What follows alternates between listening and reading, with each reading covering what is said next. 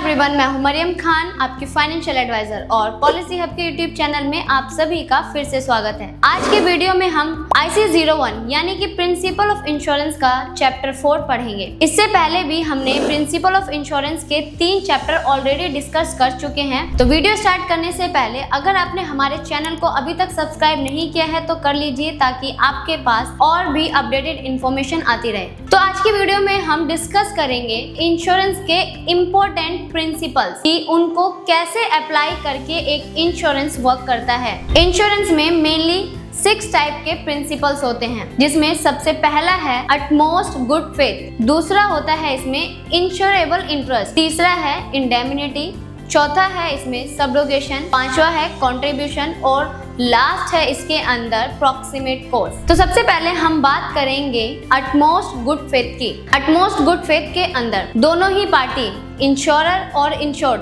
दोनों को ही अपने से रिलेटेड सारी जानकारियां बिना एक दूसरे से छुपाए पूरी डिस्क्लोज करनी पड़ती है। इंश्योरेंस का जो कॉन्ट्रैक्ट होता है वो बाकी अदर कॉन्ट्रैक्ट से अलग होता है। यहाँ पर आपको अपने से रिलेटेड सारे इंपॉर्टेंट फैक्ट्स और जो भी मटेरियल फैक्ट्स हैं वो सारे ही डिस्क्लोज करने पड़ते हैं। अटमोस्ट गुड फेथ को लैटिन वर्ड में उबेरिमाए फायदी कहा जाता है। अब हम डिस्कस करते हैं कि इंश्योरेंस कैसे वर्क करता है। जैसे कि आप सभी जानते हैं कि इंश्योरेंस में अलग अलग टाइप के रिस्क को कवर किया जाता है, इसलिए सारे ही रिस्क का इंस्पेक्शन कर पाना पॉसिबल नहीं होता है। इसलिए जो इंश्योरर होते हैं वो पॉलिसी होल्डर के थ्रू बताए गए जितने भी डिटेल्स होते हैं उन्हीं को एक्यूरेट डिटेल्स मानकर रिस्क को आइडेंटिफाई करते हैं। इंश्योरेंस में अटमोस्ट गुड फेथ का बहुत ही बड़ा इंपॉर्टेंट रोल होता है। तो हम डिस्कस करेंगे ड्यूटी ऑफ डिस्क्लोजर कि अंडरराइटर को कुछ भी नहीं पता होता, पर इंश्योर्ड पर्सन को सारे ही फैक्ट्स पता होते हैं। इसलिए इंश्योर्ड पर्सन की रिस्पॉन्सिबिलिटी होती है कि वो सारे इंपॉर्टेंट फैक्ट्स को अंडरराइटर्स को बता दें और एक सही और एक्यूरेट रिस्क का एस्टिमेशन किया जा सके। मरीन इंश्योरेंस एक्ट 1963 की बात करें तो मरीन इंश्योरेंस एक्ट 1963 सेक्शन 20 के अंदर ड्यूटी ऑफ डिस्क्लोजर को इस तरीके से एक्सप्लेन किया जाता है, जिसमें पहला होता है कि इंश्योर्ड पर्सन को कॉन्ट्रैक्ट होने से पहले सारे इंपॉर्टेंट फैक्ट्स को इंश्योरर को बताना चाहिए। दूसरा है कि इंश्योर्ड पर्सन को ये माना जाएगा कि उससे वो सभी बातें पता होनी चाहिए जो एक नॉर्मल पर्सन को अपने बिजनेस के मामले में पता होना चाहिए। नेक्स्ट है कि अगर इंश्योर्ड ये इंपॉर्टेंट फैक्ट्स को हाइड करते हैं तो इंश्योरर कॉन्ट्रैक्ट को वॉइड कर सकते हैं, यानी कि उसे इनवैलिड कर सकते हैं। और नेक्स्ट है यहाँ पर कि इंपॉर्टेंट फैक्ट्स वो होते हैं जो एक अंडरराइटर के डिसीजन पर इम्पैक्ट डाल दें। उसके साथ ही इंश्योरर को भी ये ध्यान रखना पड़ता है कि कॉन्ट्रैक्ट होते टाइम पर कोई भी अगर इंश्योरर और पॉलिसी होल्डर के बीच में कम्युनिकेशन हुई है तो उनको कोई भी मिस इन्फॉर्मेशन ना दी गई हो। अब हम बात करेंगे मटेरियल फैक्ट्स की। तो मटेरियल फैक्ट्स वो होते हैं जो एक इंश्योरर को या फिर अंडरराइटर को एक सही डिसीजन लेने में हेल्प करते हैं। तो देखते हैं कि मटेरियल फैक्ट्स में क्या क्या पूछा जाता है। तो सबसे पहला पूछा जाता है इसमें फैक्ट ऑफ लॉ, यानी कि लॉ से रिलेटेड सारे फैक्ट पूछे जाते हैं। दूसरा है कॉमन नॉलेज फैक्ट्स, जिसमें कि इंश्योरर को अपने से रिलेटेड सारे ही कॉमन फैक्ट्स इंश्योरर को बताने होते हैं। तीसरा है फैक्ट्स दैट रिड्यूस रिस्क, यानी कि ऐसे रिस्क जो अगर पॉलिसी होल्डर डिस्क्लोज करते हैं तो उससे उनका रिस्क कम होने का पता लग सके और उनका प्रीमियम कम हो सके। और नेक्स्ट है कि जो फैक्ट इंश्योरर के सर्वे से पता चल सके, जैसे अगर इंश्योरर प्री इंस्पेक्शन सर्वे करते हैं तो ये माना जाता है कि उसे सभी इंपॉर्टेंट फैक्ट्स का पता लगना चाहिए। ऐसे में इंश्योर्ड को उन फैक्ट्स को अलग से बताने की जरूरत नहीं है। नेक्स्ट है इसमें जिनके बारे में इंश्योरर ने जानकारी लेना टाल दिया है, यानी कि इंफॉर्मेशन वेब्ड हो गई है। मान लेते हैं कि प्रपोजल फॉर्म में इंश्योर्ड अगर किसी सवाल का जवाब नहीं देते हैं या कोई कॉलम ब्लैंक छोड़ देते हैं तो इंश्योरर का ये रिस्पॉन्सिबिलिटी है कि वो इसके बारे में और जानकारी मांगे, और अगर इंश्योरर इसे इग्नोर करते हैं और बिना जानकारी मांगे रिस्क एक्सेप्ट कर लेते हैं तो बाद में वो इंश्योर्ड पर नॉन डिस्क्लोजर का आरोप नहीं लगा सकते हैं। ड्यूटी ऑफ डिस्क्लोजर में चेंजेस की बात करें तो सबसे पहला है कि अगर इंश्योरर ने कोई भी इंपॉर्टेंट फैक्ट इंश्योर्ड पर्सन से नहीं पूछा है तो उस फैक्ट को ना बताना एक गलती नहीं मानी जाएगी। और दूसरा है कि अगर इंश्योरर ने इंश्योर्ड पर्सन से कोई क्वेश्चन पूछा है और उसका जवाब नहीं दिया गया है तो इसका मतलब ये नहीं माना जाएगा कि इंश्योर्ड पर्सन कुछ छुपाने की कोशिश कर रहा है। और नेक्स्ट है कि अगर इंश्योरर ने कोई इम्पोर्टेंट फैक्ट नहीं पूछा है तो मान लिया जाता है कि वो फैक्ट उतना इम्पोर्टेंट नहीं था। अब हम बात करेंगे लाइफ इंश्योरेंस और हेल्थ इंश्योरेंस के बारे में कुछ इंपॉर्टेंट फैक्ट्स। लाइफ इंश्योरेंस के केस में अगर पॉलिसी 3 साल तक कॉन्टिन्यूअस चली है तो कोई भी इंश्योरेंस कंपनी उस पॉलिसी पर क्वेश्चन नहीं कर सकती है, और 3 साल के अंदर भी तभी क्वेश्चन किया जा सकता है जब उसमें फ्रॉड किया गया हो। और अगर हम हेल्थ इंश्योरेंस की बात करें तो हेल्थ इंश्योरेंस में कोई भी पॉलिसी कॉन्टिन्यूसली 5 साल तक चली है तो ऐसी पॉलिसी पर भी कोई भी कंपनी क्वेश्चन नहीं कर सकती है, चाहे उस पॉलिसी के अंदर कोई भी फैक्ट छुपाए गए हो, और इसे हेल्थ इंश्योरेंस में मोरेटोरियम पीरियड कहा जाता है। अब हम बात करेंगे कि एक पॉलिसी में ड्यूटी ऑफ डिस्क्लोजर कब तक एप्लीकेबल रहता है। तो ड्यूटी ऑफ डिस्क्लोजर कॉन्ट्रैक्ट के फाइनलाइज होने तक एप्लीकेबल रहती है, और अगर पॉलिसी में ऐसा मेंशन है कि कोई भी रिस्क में चेंजेस होने पर इंश्योरर को बताना होगा तो ऐसे केस में इंश्योर्ड की रिस्पॉन्सिबिलिटी है कि रिस्क में चेंजेस होने पर वो इंश्योरर को इन्फॉर्म जरूर करें। तो चलिए हम इंश्योरेंस के दूसरे प्रिंसिपल को डिस्कस करते हैं, जो कि है हमारा इंश्योरेबल इंटरेस्ट। इंश्योरेबल इंटरेस्ट वो होता है जिसमें किसी पर्सन या ऑब्जेक्ट के होने से प्रॉफिट हो और ना होने से लॉस हो, उसे इंश्योरेबल इंटरेस्ट कहा जाता है। अगर हम प्रॉपर्टी इंश्योरेंस की बात करते हैं तो अगर एक घर में आग लग जाती है तो ऐसे केस में ऑनर को फाइनेंशियल लॉस होता है, पर वही आग अगर किसी अदर पर्सन के घर में लगेगी तो इससे ऑनर का दूसरे पर्सन से कोई लेना देना नहीं है। और अगर हम लाइफ इंश्योरेंस के केस में बात करें तो अगर पर्सन की डेथ हो जाती है तो उसमें उनके फैमिली को एक फाइनेंशियल लॉस होगा, पर अगर डेथ किसी अदर पर्सन की होती है तो उससे इंश्योर्ड पर्सन का कोई भी लेना देना नहीं है, ना ही ये इंश्योर्ड पर्सन के लाइफस्टाइल को इम्पैक्ट करेगा। अब हम डिस्कस करेंगे कि इंश्योरेबल इंटरेस्ट कैसे बनता है। तो इंश्योरेबल इंटरेस्ट के लिए सबसे पहला जरूरी है ऑनरशिप। लेट्स सपोज कि एक पर्सन एक्स है और उनके पास एक प्रॉपर्टी है। अगर वो प्रॉपर्टी डैमेज होती है तो उससे फाइनेंशियल लॉस होगा एक्स को, और फाइनेंशियल लॉस होगा तो एक्स के पास ऑनरशिप है उस प्रॉपर्टी की और वो इंश्योरेंस क्लेम कर सकते हैं। दूसरा आता है यहाँ पर रिलेशनशिप। लाइफ इंश्योरेंस के केस में बात करें तो हर पर्सन का अपने लाइफ की यानी कि उनको अपने लाइफ का इंश्योरेबल इंटरेस्ट होता है। जैसे कि वाइफ को हस्बैंड के लाइफ पर इंश्योरेबल इंटरेस्ट है क्योंकि वो उनके इनकम पर डिपेंड है, और बच्चों को अपने पेरेंट्स के लाइफ पर इंश्योरेबल इंटरेस्ट है क्योंकि बच्चे उनके ऊपर डिपेंडेंट हैं। और तीसरा है इसके अंदर कॉन्ट्रेक्चुअल रिलेशनशिप, जिसमें पहला आता है बेलमेंट यानी कि गिरवी या अमानत देना। पर्सन ए है जिन्होंने अपनी कार रिपेयर के लिए बी को दिया है।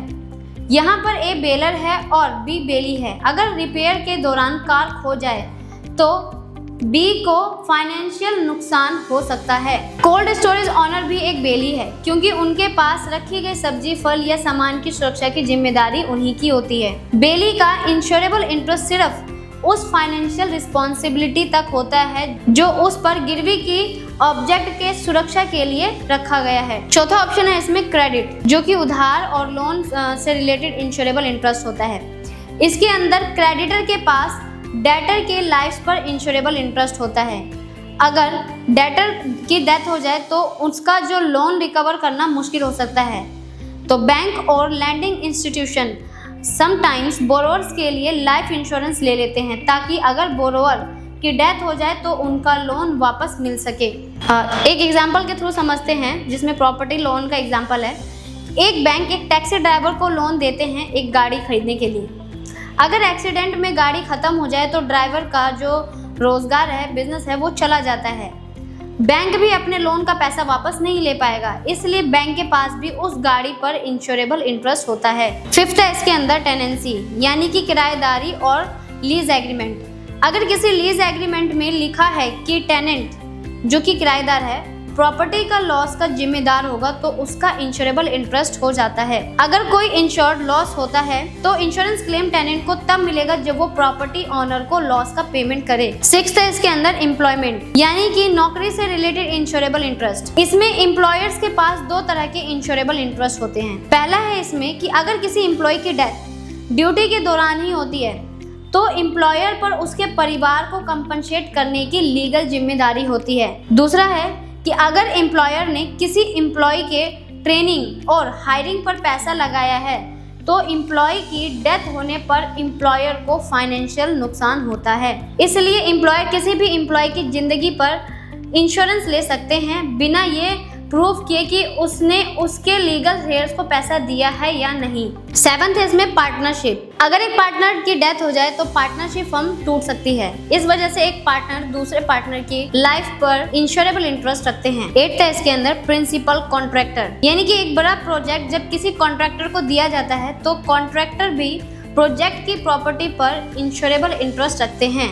अगर प्रोजेक्ट के दौरान कोई नुकसान होता है तो कॉन्ट्रैक्टर भी फाइनेंशियल लॉस उठाते हैं। तो जैसा हमने डिस्कस किया कि इंश्योरेबल इंटरेस्ट एक इंश्योरेंस में कितना इंपॉर्टेंट रोल प्ले करता है। क्या ये कॉन्ट्रैक्ट होने के टाइम पर पता चलते हैं, क्लेम के टाइम पर पता चलते हैं, या ये पूरे पॉलिसी पीरियड के दौरान ही चलते हैं? तो इसका जवाब बिजनेस के टाइप पर डिपेंड करता है। अगर हम लाइफ इंश्योरेंस की बात करें तो इंश्योरेबल इंटरेस्ट प्रपोजल के टाइम पर ही होना चाहिए। लाइफ इंश्योरेंस में जब लॉस होता है तब इंश्योरेबल इंटरेस्ट होने की जरूरत नहीं होती है। और अगर हम नॉन लाइफ इंश्योरेंस की बात करें तो नॉन लाइफ इंश्योरेंस पॉलिसी जैसे मोटर इंश्योरेंस हो गया, हेल्थ इंश्योरेंस हो गया और अदर टाइप ऑफ इंश्योरेंस हो गए, तो इसमें insurable interest eight the time of proposal और क्लेम के टाइम पर भी होना चाहिए। और अगर हम मरीन इंश्योरेंस की बात करें तो मरीन इंश्योरेंस में eight the time of proposal insurable interest होना जरूरी नहीं है।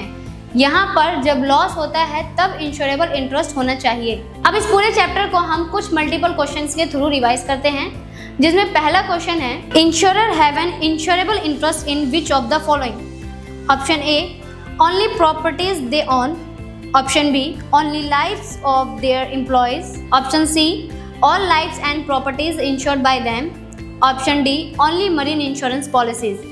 तो इसका आंसर है option C all lives and properties insured by them. Next question है what does having insurable interest allow insurer to do? Option A avoid paying claims, option B charge extra premium, option C reinsure the insured lifes and properties, option D cancel policies at any time. तो इसका answer है option C reinsure the insured lifes and properties. Next question when should insurable interest exist in a life insurance policy? Option A only at the time of loss, option B only at the time of proposal, option C throughout the policy term, option D at the time of both proposal and claim. तो इसका answer है option B only at the time of proposal. Next question है in non life insurance except marine insurance when should insurable interest exist? Option A only at the time of proposal, option B only at the time of loss, option C both at the time of proposal and at the time of loss, option D not required at any time। तो इसका answer है option C both at the time of proposal and at the time of loss। Next question है हमारा when is insurable interest required in marine insurance? Option A at the time of proposal only, option B at the time of loss only, option C throughout the contract duration, option D never required। का answer है option B at the time of loss only। Next question, why is insurable interest an essential principle of insurance? Option A to allow everyone to insure any property, option B to prevent people from making money from others' losses, option C to increase premium collection for insurers, option D to ensure only rich people get insured। इसका answer है option B to prevent people from making money from others losses. Next question, which of the following is not a valid example of insurable interest? Option A, a person insuring his own house, option B, a bank insuring a vehicle for which it has given a loan, option C, a tailor insuring the fabric given by a customer, option D, a person insuring his neighbor's house। इसका answer है option D a person insuring his neighbor's house। Next question, a creditor has insurable interest in the life of a debtor because option A, the debtor's debt may impact loan repayment, option B, the creditor wants to make extra profit, option C, it is a legal requirement for all banks, option D, creditors must always take life insurance। इसका answer है option A, the debtor's debt may impact loan repayment. Next question है, which of the following is not an example of insurable interest? Option A, a husband insuring his wife's life.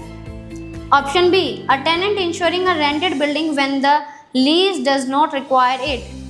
Option C, a company insuring its employees. Option D, a bank insuring pledged jewelry.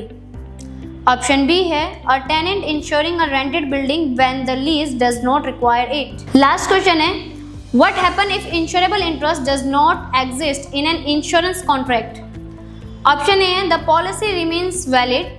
Option B the insured can still claim compensation. Option C the insurance contract becomes void.